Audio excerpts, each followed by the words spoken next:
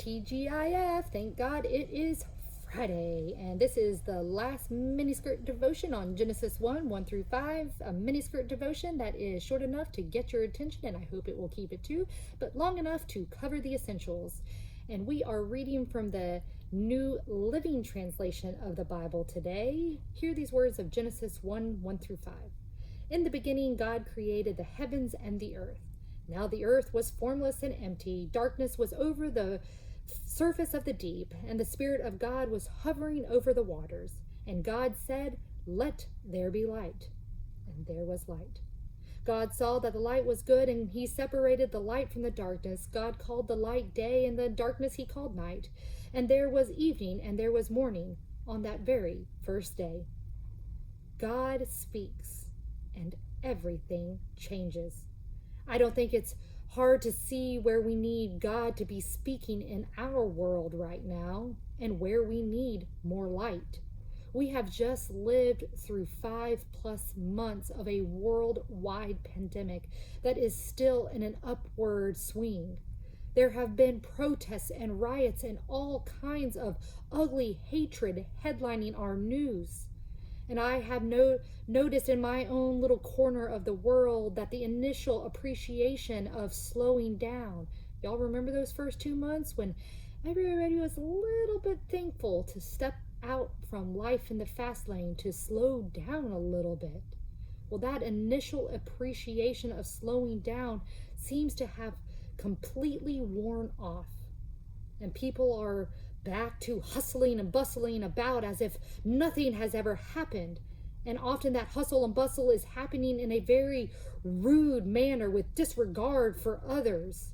Like in our time of social distancing, we have forgotten how to be with others, how to love one another, how to respect one another. We need to hear from God. We need for God to speak and change everything. And again, I go back to that very first day when I told you about the Enuma Elish. In contrast to the Enuma Elish, I think it is significant to point out that God speaks and changes everything. God doesn't coerce. God doesn't violently beat something to disfigurement and call that change. God speaks.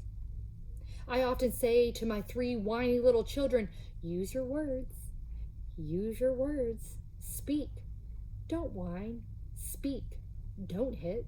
Speak. Don't spit and stomp your feet, yell or scream.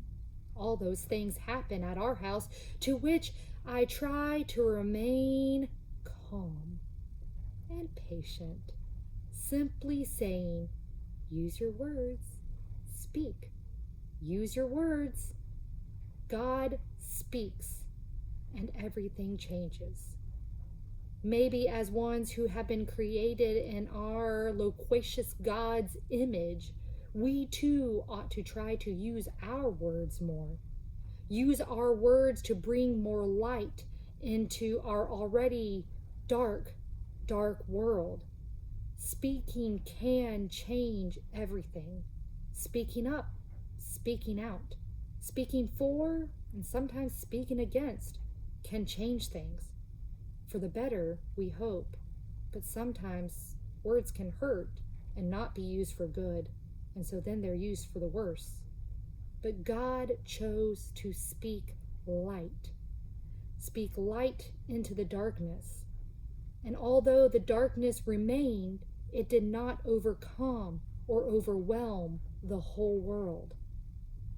So remember this day, we worship Elohim. We worship a living God who speaks light. Where in your life do you need God to speak? Where in our world is God calling you to speak light? And on this final day, I invite you to again give that ancient practice of breath prayer a try. If somebody enrages you, angers you, disappoints you, says something that just irritates you and gets under your skin, step back for a moment and simply do a breath prayer. Let there be light. Let there be light. Let there be light. Amen.